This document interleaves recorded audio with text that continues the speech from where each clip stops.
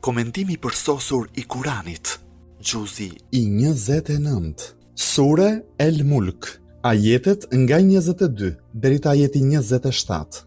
أفمن يمشي مكبا على وجهه أهدى أمن يمشي سويا على صراط مستقيم قل هو الذي أنشأكم وجعل لكم السمع والأبصار والأفئدة قليلا ما تشكرون قل هو الذي ذرأكم في الأرض وإليه تحشرون ويقولون متى هذا الوعد إن كنتم صادقين قل إنما العلم عند الله وإنما أنا نذير مبين فلما رأوه زلفة سيئت وجوه الذين كفروا وقيل هذا الذي كنتم به تدعون. A është më mirë ai që shkon rrëshqana se kokulur apo ai që ecën ballart në rrugën e drejtë? Thua ju, është ai që ju ka krijuar dhe ju ka dhënë dëgjimin, shikimin dhe zemrat, e megjithatë ju pak e falënderoni. Thua ju, është ai që ju ka shpërndar nëpër tokë dhe para tij do të tuboheni. Ata thonë, atëherë kur do të vi ky premtim, nëse thoni të vërtetën. Thua ju, dijenia për këtë I përket vetëm Allahut, kurse unë jam vetëm një paralajmërues I qartë. Kur të shohin dënimin për së afërmi, fytyrat e atyre që mohuan do të zymtohen dhe atëherë do të thuhet, ja, kjo është ajo që e keni kërkuar të shpejtohej. Komentimi, ata që ecin ballart në rrugën e drejtë.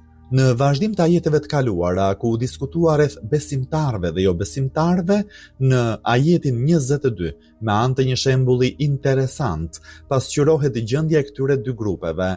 Ajeti 22 thot, a është më mirë ai që shkon në rrëshqana se kokulur apo ai që ecën ballart në rrugën e drejtë? Këtu njerëzit jo besimtar shtypës, kryeneçë dhe mendje mdhenj janë krahasuar me njeriu që kalon nëpër një rrugë plot kthesa dhe zigzake dhe tepër të ngushtë.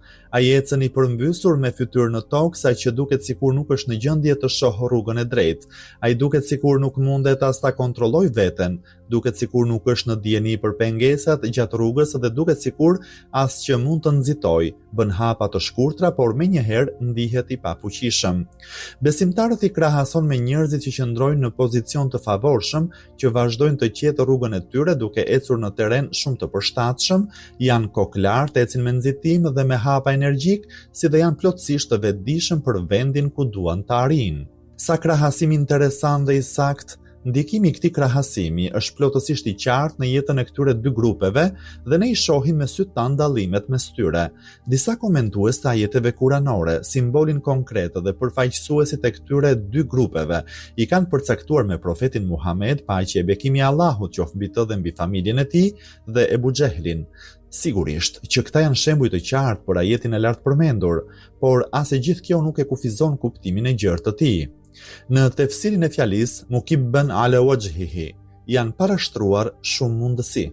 Ajo që përputhet me kuptimin leksikor të saj është ajo që u tha më sipër, është fjala për atë që ecën I përmbysur dhe me zvarritje në tokë. Disa komentues të tjerë kanë thënë se ajeti nënkupton ecjen në këmbë, por kokulur. Këtë lloj ecjeje e bën ai që nuk e ka të qartë mirë rrugën e vet. Të tjerë komentues janë të mendimit se ajeti ka parasysh njeriu që e ruan ekuilibrin e tij, por pasi bën disa hapa, rrëzohet, sërish ngrihet. Kjo gjë përsëritet gjithnjë. Në qoftë se u referohemi shpjegimeve të dhëna nga Raghib Isfahani në fjalorin El Mufradat, mund të themi se ajeti flet për njeriu egocentrik, I cili tregon kujdes për veten e tij dhe është plotësisht I pandjeshëm ndaj të tjerëve. Por përdorimi I kuptimit të parë duket më I përshtatshëm për të përshkruar gjendjen e besimtarëve të cilët përcaktohen si yemshi sawiyya, ai që ecën në pozicion të drejtë. Sidoqoftë këtu shtrohen pyetjet, cila është gjendja e këtyre dy grupeve, e besimtarëve dhe jo besimtarëve në këtë botë? Cila është gjendja e besimtarëve dhe jo besimtarëve në botën tjetër? Mos vallë bëhet fjalë për gjendjet e tyre në të dy botët? Nuk kemi ndonjë argument në dorë që kufizon kuptimin e ajetit, kështu që si në këtë botë, si në atë botë, një gjendje kanë.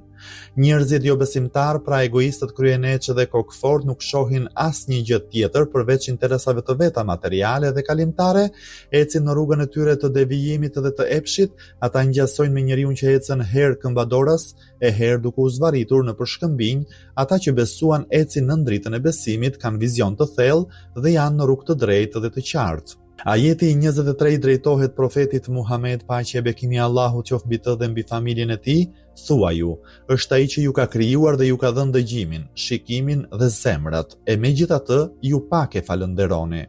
Allahu i madhëruar ju ka vënë në dispozicion edhe mjetin e mbrojtimit dhe të shikimit, syrin, edhe mjetin e informimit rreth rezultatit të mendimeve të tjerëve, veshin, po ashtu ju ka dhënë mjetin e të menduarit shkencor e racional, zemrën. Thënë shkurt, ka vënë në dispozicionin tuaj të gjitha mjetet e nevojshme për të informuar me shkencat racionale dhe fetare, shkencat e transmetuara, por janë të paktat ata njerëz që janë falënderues për të gjitha këto begati të mëdha. Falënderimi për begatitë dhe mirësitë shprehet dhe konkretizohet kur çdo begati dhe mirësi shfrytëzohet për qëllimin që është krijuar. Vallë, ai shfrytëzojmë ne në mënyrën e duhur syt, veshët dhe mendjen tonë. Më pas edhe një herë tjetër i drejtohet profetit Muhammed, paqja e bekimi i Allahut qoftë mbi të dhe mbi familjen e tij, thuaju, është ai që ju ka shpërndar nëpër tokë dhe para tij do të tuboheni. Në realitet ajeti 22 e kishte përcaktuar rrugën, ajeti 23 kishte përcaktuar mjetet dhe instrumentet e veprimit, kurse ajeti në fjalë 24 përcakton qëllimin dhe objektivin që do të thotë se duhet të ecni në rrugën e drejtë të besimit dhe të islamit, duhet të përfitoni nga të gjitha mjetet e njohjes dhe duhet të ecni drejt jetës së përtejme. Për të theksuar është fakti se në ajetin e mëparshëm është përdorur shprehja ensha'ekum, kurse në këtë ajet është përdorur shprehja dhara'ekum. Ka mundësi që këto dy shprehje të ndryshojnë nga njëra tjetra.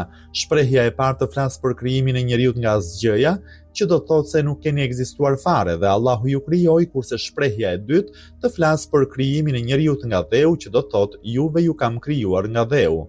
Më pas në lidhje me po këtë çështje u përgjigjet mohuesve të ditës së gjykimit, atëherë kur do të vi ky premtim, nëse thoni të vërtetën. Pra, përse nuk e përcaktoni saktësisht datën, kur do të ndodhë kiameti, përse nuk ua bëni të qartë të gjithë njerëzve këtë? Lidhur me sqarimin se cili është kuptimi dhe synimi i tokfjalshit ky premtim, janë përmendur dy mundësi interpretimi. Së pari premtimi për kiametin, së dyti premtimi i dënimeve të ndryshme në këtë botë, si për shembull tërmetet, vetëtimat dhe stuhit. Duke pasur parasysh ajetin e mëparshëm, kuptimi i parë është më i përshtatshëm, edhe pse sinteza midis të dy kuptimeve është e mundshme. Ajeti 26 u përgjigjet atyre në këtë mënyrë: Dijenia për këtë i përket vetëm Allahut, kurse unë jam vetëm një paralajmërues i qartë. Kjo shprehje është e ngjashme me shprehjet që janë përmendur në shumë sure të Kuranit, si për shembull në ajetin 178 të sures El Araf, të pyesin ty, o i dërguar, për çastin, katastrofën e përgjithshme se kur do të ndodh. Thuaju, atë e di vetëm Zoti im, kohën e tij nuk mund ta zbuloj askush përveç tij. Kështu duhet të jetë sepse në qoftë se do të përcaktohej data e ditës së kiametit dhe do të kishte largësi të madhe kohore, njerëzit do të kishin ngelur të shtangur, por edhe nëse nuk do të kishte shumë largësi kohore, njerëzit do të ishin në një gjendje mjerimi, sidoqoftë, në të dy rastet, qëllimet edukative dhe didaktike do të kishin ngelur pezull dhe të paplota. Në ajetin 27 thuhet kur të shohin dënimin për së afërmi, fytyrat e atyre që mohuan do të zymtohen dhe atëherë do të thuhet ja, kjo është ajo që e keni kërkuar të shpejtohej. Fjala të doune rrjedh nga fjala dua, që do të thotë gjithnjë kërkonit dhe luteshit që të ndodhë kiameti. Tani ka ndodhur dhe nuk ka rrugdalje nga kjo situatë. Ky kuptim është i ngjashëm me kuptimin që është përmendur në ajetin 14 të surës Adh-Dhariyat, kur u drejtohet jo besimtarëve. Këtu thuhet se në ditën e kiametit do të thuhet atyre: përjetojeni dënimin tuaj, ky është ai që kërkonit t'ju shpejtohet. Ashtu siç e ka pohuar shumica e komentuesve të Kuranit, ky është një argument që vërteton se si fjalia, atëherë kur do të vi ky premtim, tregon për premtimin në lidhje me kiametin. El Hakim Ebul Qasim El Haskani thot: kur jo besimtarët e kuptuan pozitën e Imam Aliut, paqja qoftë mbi të, te Allahu, fytyrat e tyre u nxin nga zemrimi. Ky kuptim është përcjell gjithashtu në një hadith të transmetuar nga Imam Bakiri, paqja qoftë mbi të, aty thuhet se ky ajet ka zbritur për Imam Aliun, paqja qoftë mbi të, dhe shokët e tij. Sigurisht, ky interpretim i cili është transmetuar nga sunitët dhe shiat është një lloj krahasimi me ajetin që ka të bëjë me ringjalljen dhe kiametin, por krahasime të tilla nuk janë të pakta në literaturën e hadithit.